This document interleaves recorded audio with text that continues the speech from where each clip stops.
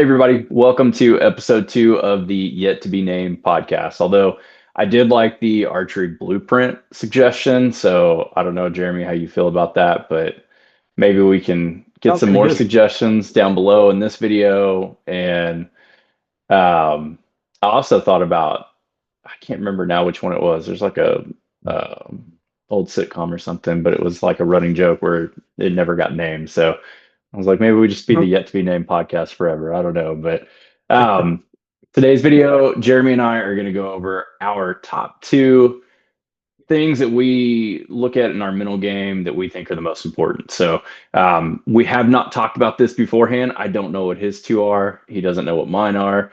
They may overlap, they may not, but either way, I figured this would be really cool to give you some different perspectives on what him and I both do and kind of talk about that today. But Jeremy, if you want to start it out, what is number two on your list? What do you have there? Oh, you're gonna throw me under the bus first. Yeah, I'm You gonna don't let want you to go go first. first? Yeah, You that don't way if want to it go first? sucks, then no, I'm just kidding. Well, maybe one of us did some homework for this, but I I might not have wrote down anything. Um, but so as far as like my number two deal for like the mental game, um, and now we didn't really exactly discuss this, but I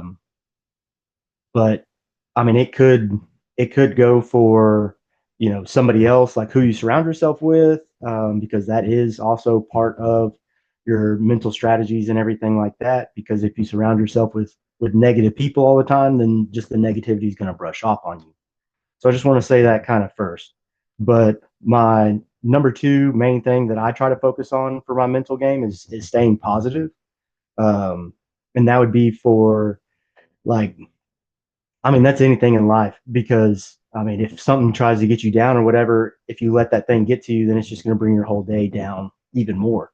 So instead of letting things get to you and just kind of, you know, staying in a positive outlook on everything, like as far as like if you're in a tournament, like just keeping a positive outlook on, hey, at least I'm, not at work today or something, that kind of old saying that people have where at least it's a bad day of this is better than a good day of work, something along Yeah, those lines. But just trying to keep just a positive attitude about everything. And I mean, you can be upset about you know shooting a 9 or shooting a 4 and on a 5 spot, or missing something, or you missed in general.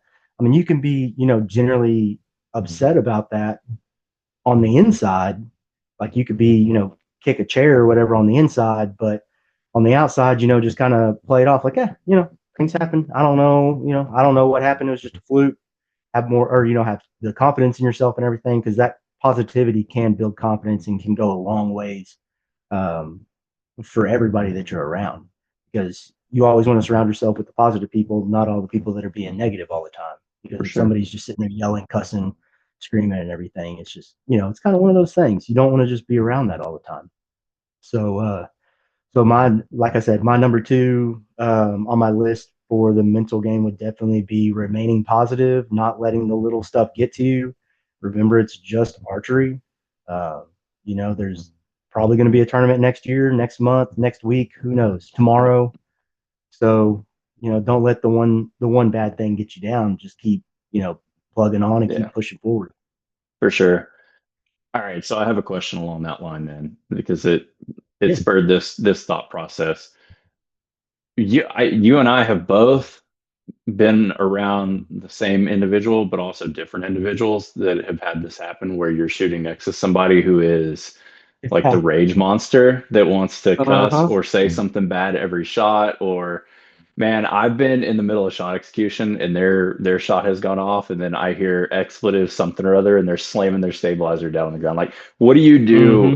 in that? Like, do you have anything that you do or tips or something? Like I've been in that situation where when it's happened, I've jumped and my shot's gone off in the middle of it. I mean, that's on me, but do you have any experience for me? Like, what can I do in that situation? Dude, honestly, like it's a hard one, man. It really is, because it's one of the things. in like the whole mental game deal is control the controllables. So it's basically, you can control everything about yourself, but if me and you are shooting next to each other, I can't control what you're doing and you can't control what I'm doing. So if something like that happens, be kind about it. I mean, you can be a little upset. So I'll put it from the point of what you were talking about first.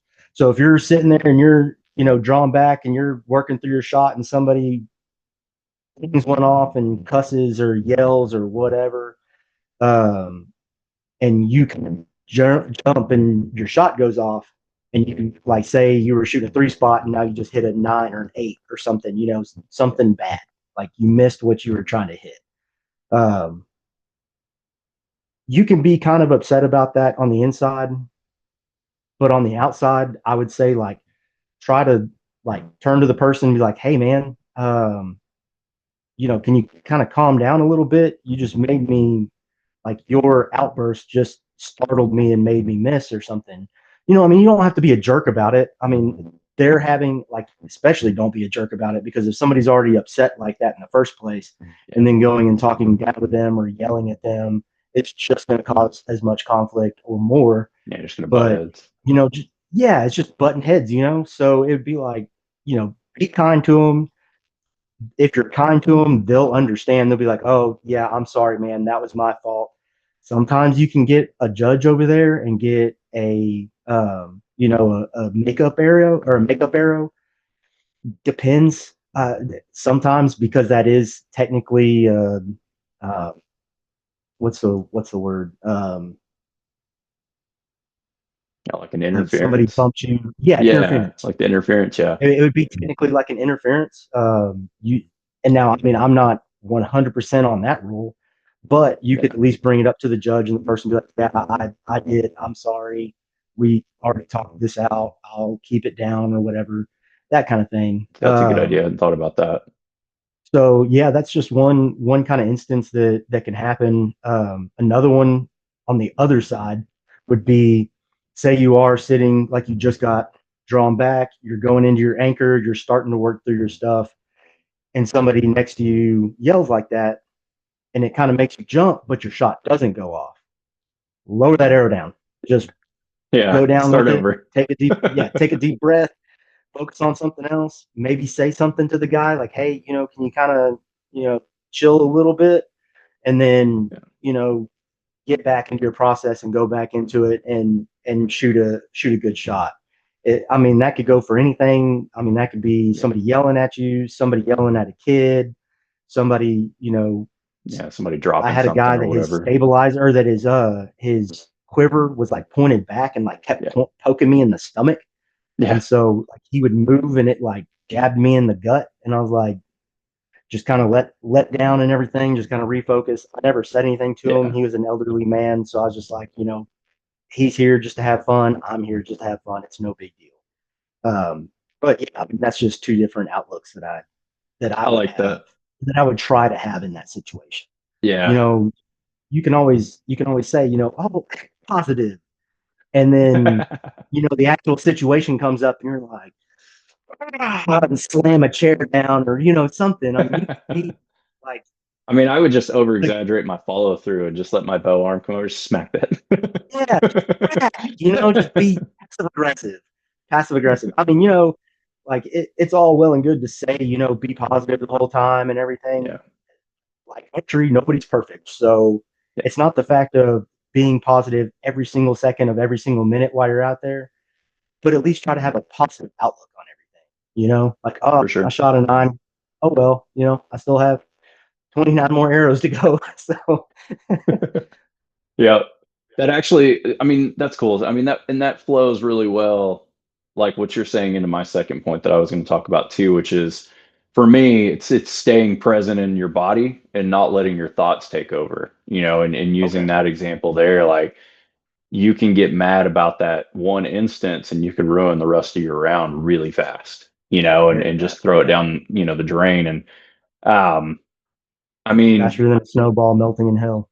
yeah, man. And like in a tournament, there's like especially when you're not in the pro division, everybody's not shooting perfect. Like that one bad Hmm. arrow that compounds into two, three, four, five more. Like you could have still had a really good outcome with the one bad arrow, and Hmm. it not be a big deal, or at least be better off. Like I know you have come down to the state championship and had a shoot off because of being tied in X's and different stuff happening with scores. So you never know Hmm. when that one arrow can make a difference, or not compiling it in. But for me, and looking at it like as a bigger picture too, not letting your thoughts take over for me has always been like, don't let yourself like, don't worry about your score. Don't worry about, oh yeah, nice. Get your new bow. It's already hanging up. We'll have to talk Sorry. about that before we get done. But yeah, Yeah. like not letting your thoughts take over, not worrying about the next shot, what your score is, what score you have to shoot or think you have to shoot, and just Hmm. staying present. So that's why I really like checklists and like you just checkpoints throughout my shot where I'm setting my grip, in my bow, on my release, draw motion, anchor position, like things that I can feel in my body, making sure that I'm breathing correctly, breathing in between shots, like stuff like that. Because, really if your thoughts stay present in the moment and what is physically happening, it's a lot easier to stay out of like your worries and your mentals, whatever's going on in that moment. Hmm. So for Well, and me, focusing on the outcome, that kind of deal. yeah, yeah, Yeah. absolutely. Like you said, control the controllables. So, not Yeah. not worrying about something that could be happening later on that you have no clue it's going to happen or not. Hmm. Well, so for instance, I mean, just kind of giving a little story. So whenever I was at Field Nationals this past year, I was sitting in second place all the way up to the last day. And the second day, I had a mishap where I basically had dyslexia. I wasn't using like um, a sight tape. I was using my marks, and Mhm. instead of putting it on like 12, I put it on 22. Yeah. And so just put it on there, like, all right. And it was a close target too. And I mean, I smoked the 2x4 above it. And Yeah. so, that's a pretty, like, after that, I was like, man, like this could be the end of it. And I was like, no, just keep focusing on, just worry about your shots and everything. Just keep on pushing. Yeah. And dude finished out the rest of the day and didn't have any more mess ups like that. Shot great, and then ended up finishing, pretty good. I had another mistake on the last day, but it was just another dyslexia error. Saw the number on the sign and it was 23, and then dialed my sight for 20 or for 33 and shot the target right above mine. So it's Yeah. that with field, that stuff happens because you're moving your sight a whole bunch. But if I was to let Yeah. just one of those small incidences get in my way, then there's no way I would have played. Like I ended up placing seventh, which I'm happy about. I was sitting in second, Yeah. and that one arrow cost me second place and pushed me all the way down to seventh. But it's you can be upset about that one arrow, but don't let that one arrow dictate the rest of your arrows. Yeah. So For sure. yeah, Yeah, have you ever had any absolutely. like that? I have. I've had multiple instances where I felt like I needed to shoot a certain score going into stuff, and I've been so worried about that I get tentative, and I don't shoot strong shots. I don't hold into the back wall as hard as I normally would, and I'm overthinking my shot execution and stuff like that. Like I've had multiple instances of that happen with me, and Mm-hmm. that's one of those things, and I think that's something that you always have to fight is some of that stuff, and stand in the moment, but um yeah, I mean, it's just things like that happen, and Yeah. more often than not, like I've had so many practice arrows at home with equipment being perfect and gone to a tournament and had something break. Like I Mm-hmm. had the one tournament 2 years ago at Alvarado Archery when I was shooting, and I had my thumb button break in the middle of the round, and I had to grab a whole different Oh release, and yeah. and we had somebody at our shoot that we did, their release broke. Like you never know, like the Mm-hmm. law of like it's gonna happen in the worst possible time. Like it's just stuff like that happens, Yeah. but like my Which, and thumb that was right button, before the shoot downs. yeah, like he was walking, like he was That next was up right on the before the shoot podium down. to, Yeah. yeah, And he dropped his release and it would not work after that. Yeah. Yeah. Yeah. And then it's like, I think, like for me, I went from shooting a thumb to a hinge. So, like, one, make sure you know, like, where you sighted in with each. Most of my releases are pretty close, but like Hmm. right now, I know that I have a thumb release and a hinge release that are 2 clicks different. If I shoot my thumb, I have to go two Yeah. clicks down versus my hinge release. And I don't know why that is, but that's the way it is. So, um, just knowing little stuff like that too, just being, confident in your equipment, having backups will help too. But yeah, you never know.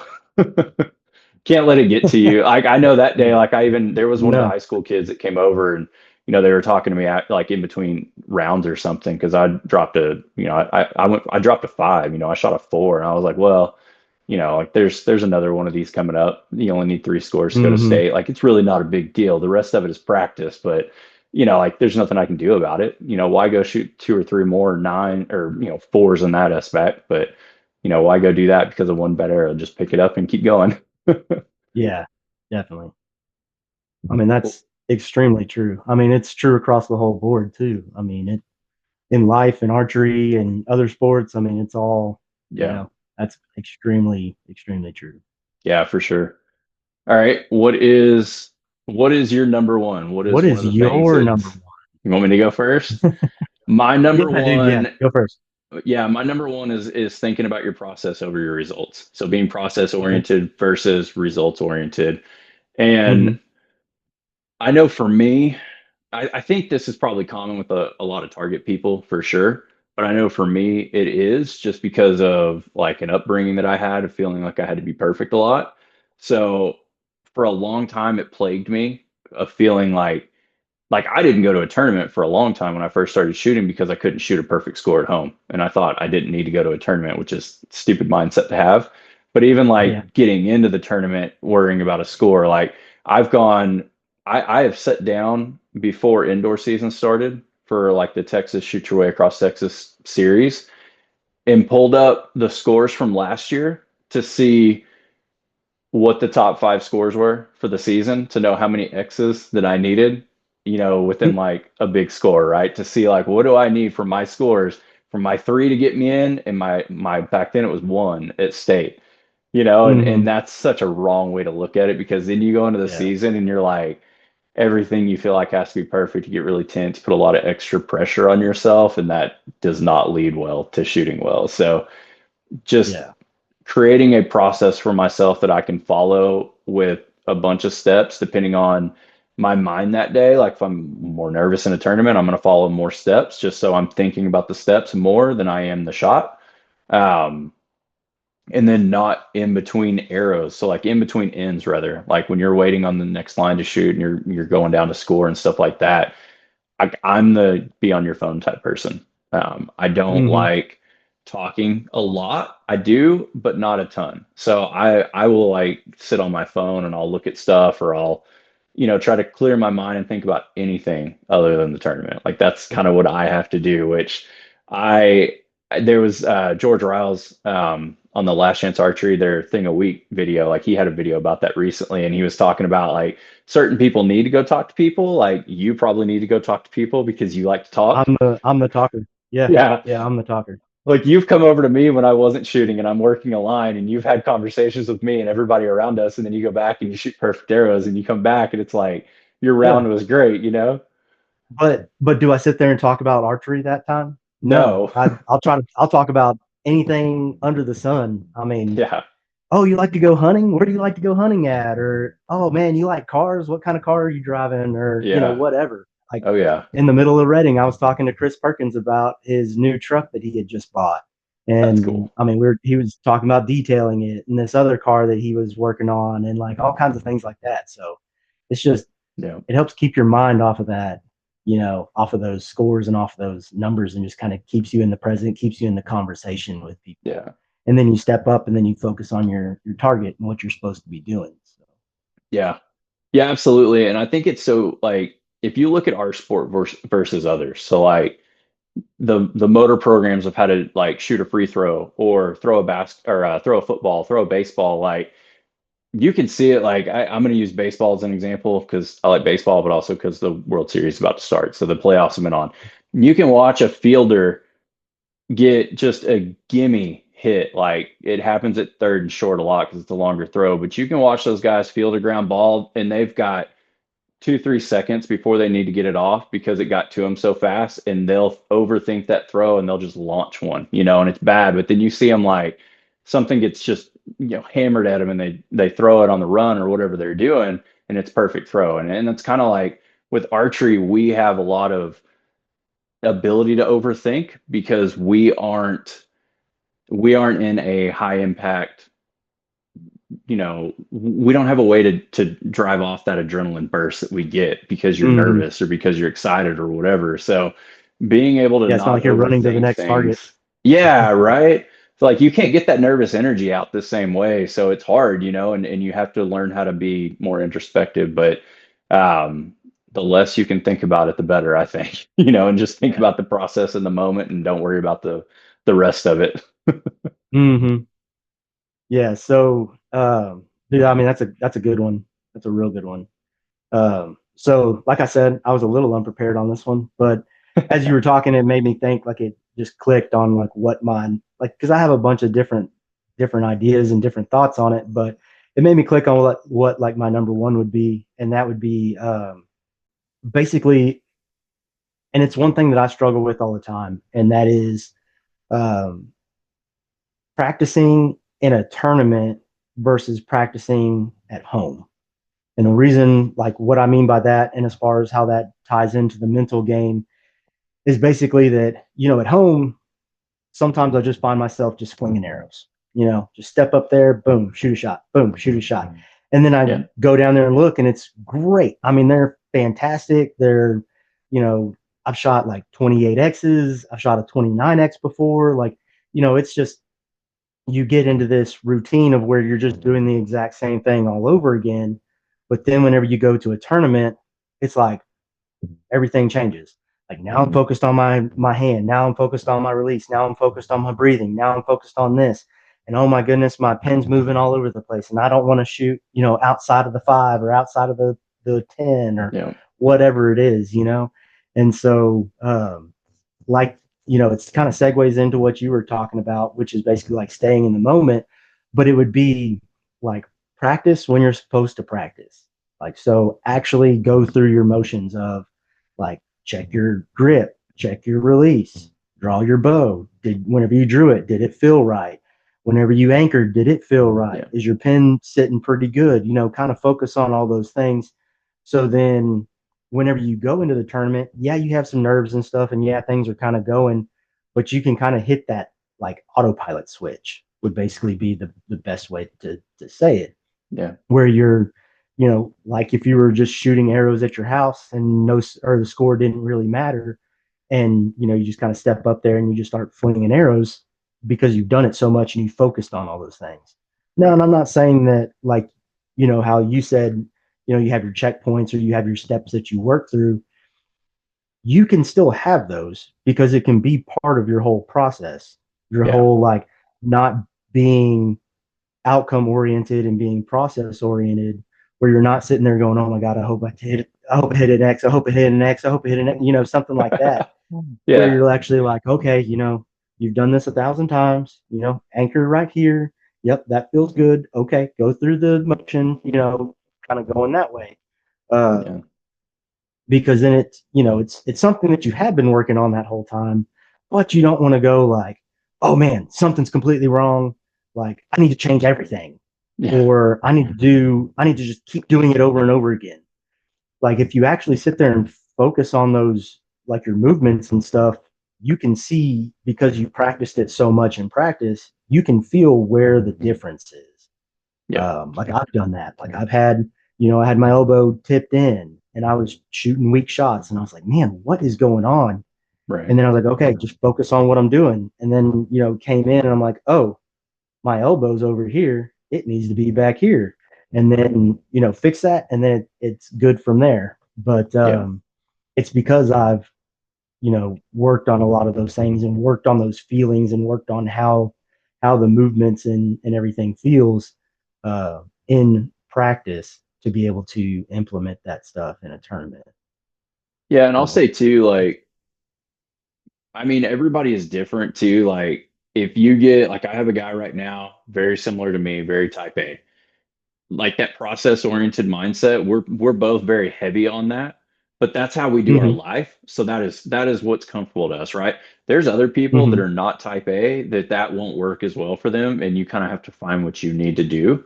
Yeah. Like you are probably much more relaxed on following a specific step by step routine process than what I am, if I Hmm. had to guess. But like another thing too, which you mentioned, and I think I'm going to piggyback off that because I think it's a really good point to make is a lot of people going into their first tournament, or I've noticed that when they get to a level, they're bumping up, going up into another class, moving up a class, getting better in their class they're in, whatever, and they start having expectations and they think they have to go into Hmm. one tournament and it's got to be perfect. And honestly, like if you go into tournaments as a practice for the next tournament, you will learn so many things. Like your body Hmm. feels different in a tournament. You'll also learn your tendencies. Like so many people, they get their shoulders shrunk in really far and their draw length feels really long when they go to a tournament and they don't feel like they can pull into the back wall and their floats everywhere. And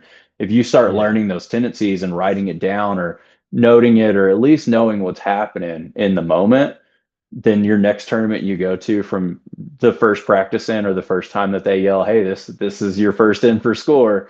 If you draw back Hmm. and you're like, "Man, my anchor is way far back and the float's bad," like let down, and you're like, "Okay, I know I need to, stand up tall or whatever." Right? You start learning those Hmm. tendencies. So I think that, I mean, ideally for me, and I'd love to hear your thought process on this.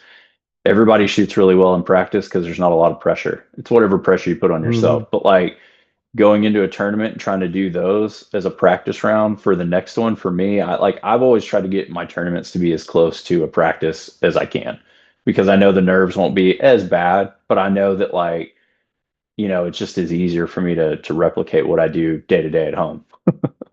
Yeah. And I mean, it should be. I mean, you're basically like in your practice, you're working on muscle memory. Yeah. It's like, you were referencing the baseball thing earlier. Well, a third baseman's gonna catch a grounder and chunk it over to first so many times that it just becomes so natural. He's not having to really think about, Right. is the ball in my hand? Am I holding it correctly? Like, does it feel like my wrist is tipped back a little bit, and am I coming through correctly or whatever? So, I mean, you do you want to be in that mode where eventually, and I'm not saying it's like an overnight kind of thing. Like you can't go home and practice tonight and be That's like like that focused 10, on everything and then go shoot a tournament tomorrow and just be like, yeah, oh, I remember this. This is that 10,000 exactly, hour thing. Like you have to put time yeah. into it. Yes, yeah, you got to put time into it and it's going to take time. I mean, nobody's absolutely perfect from the very get-go. Um, but like you were saying though, like it's okay to have those steps. Is I mean, Yeah. it's everybody can or anybody can do whatever they want to, like whatever works best for them. That's Yeah. everybody's different. That's why what works for you, like on your bow, wouldn't necessarily Yeah. work for me on my bow. And so, I mean, it's everything is Yeah. Our bows are tailored pretty to the different. person. Yeah, quite a bit. And I mean, it's the same whenever it comes to mental stuff too. Like, I mean, we may have some similarities on things, but like me personally, I can't. I'm so focused on the target and everything, and trying to like beam, like focus beam straight towards the target that I'm shooting at, making sure everything's correct, yardages, whatever, and then I'll set my hand and everything and then draw, and then from there I try to just go into autopilot. I try to like I won't Yeah. think of, like I'm not sitting there going x x x x x x x x x 10 10 10 10 10 10 10, roll or whatever. I mean, nothing against Yeah. anybody that does that, like whatever. I'm sitting there and I'm just trying to think of anything other than, God, I hope I Yeah. hit a 10, or oh, I hope I hit an X. I hope I don't I'm trying to miss. think of, yeah, I mean, I'm trying to like, I'll try like just consciously thinking about, okay, deep breath right whenever I'm anchoring, and then just kind of slowly let a little bit, and then elbow and just go. Yeah. I just kind of, I mean, I did some. I mean, it doesn't look like it now, but I did some like major weightlift training whenever I was younger in college and everything. And like I did some strongman competitions and stuff. Well, I had a buddy that told me about like the mind muscle connection. Like Yeah. if you're wanting to focus on one specific muscle, then you have to like physically focus on that one specific muscle. So I will like physically try to focus on that pull of my back or pull and push, just kind of something along those lines Yeah. versus like trying to think about where the arrow is going to hit or anything else. And I mean, mine changes, like my thought changes a lot because Yeah. I'll say something or I'll try to do something or I'll like have a song in my head or whatever. I'll just kind of use whatever that is. And it all generally works the same as long as I do everything the same. Like it wouldn't Yep. be the exact same if I was like, trying to start singing the song as I'm drawing back and, not focusing on the things that I need to at those times.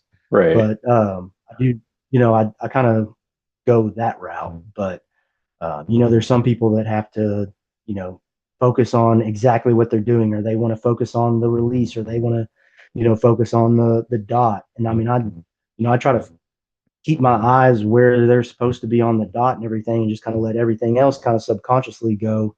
Yeah. But I also sometimes have to focus on, like in practice, I focus on those muscles as much as I can to Yeah. get them to go off.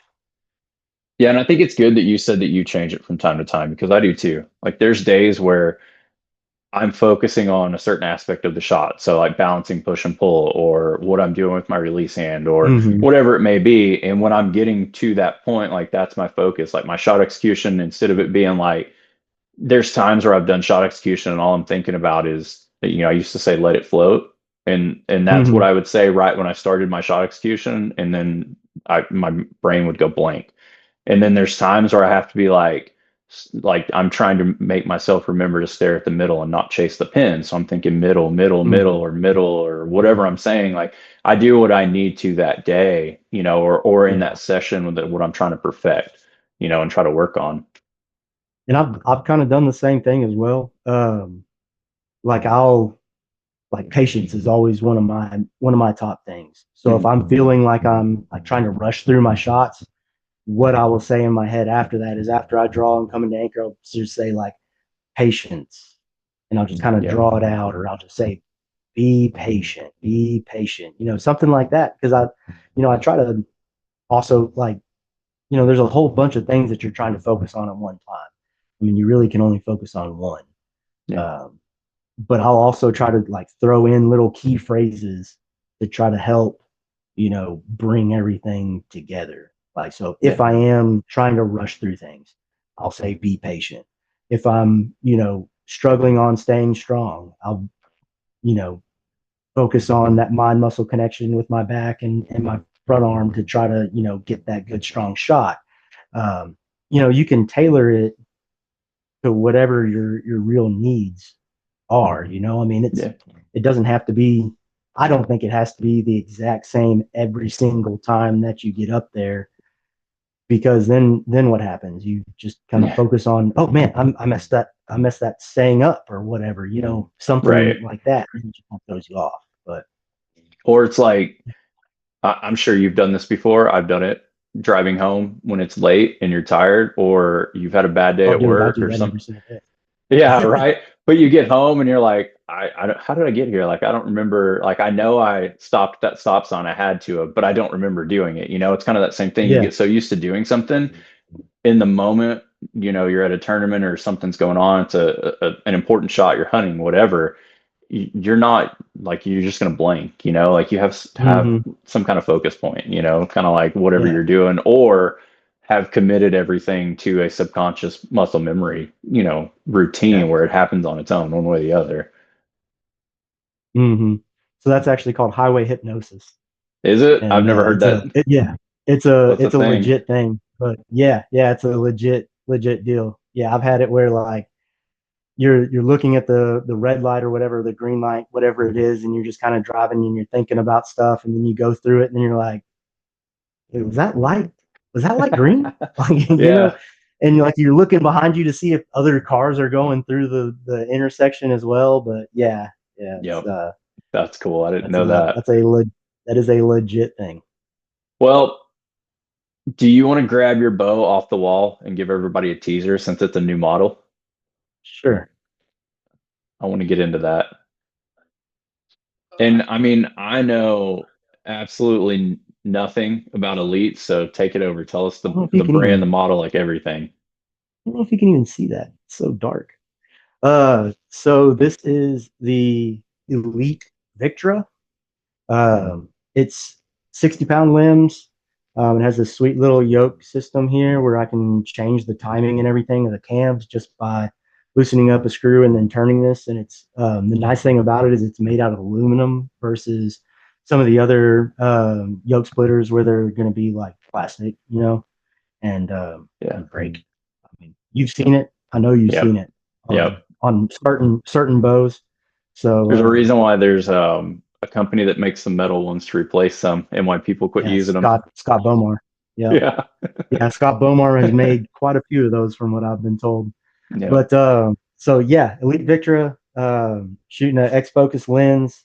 Absolutely love their stuff. X Focus is 100% the way to go. Shibuya sight.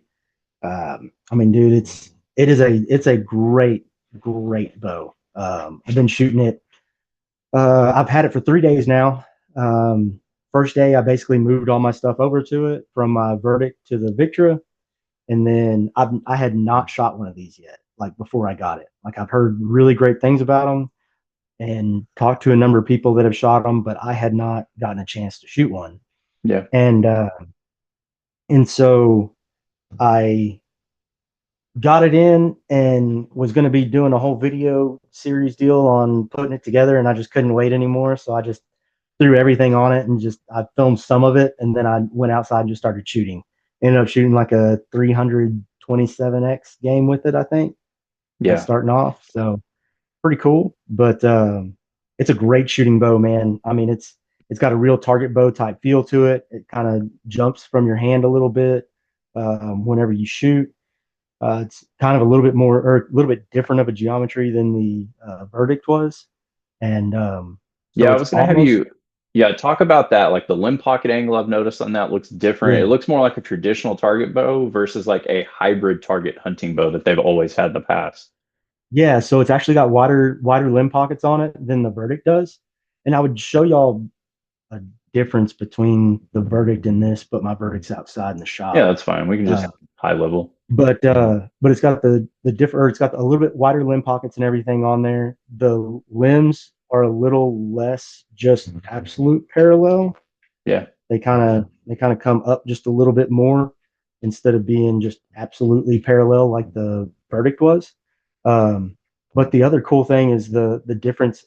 It's a new cam, so it has the split yoke system that goes around both sides, and the stability on this thing is ridiculous. Whenever they added that, like, so I tried it on the Artist whenever they first released that one with the split yoke system, and it was ridiculous how stable that bow was. Kind of balances left and right out a little bit more or Yeah, something.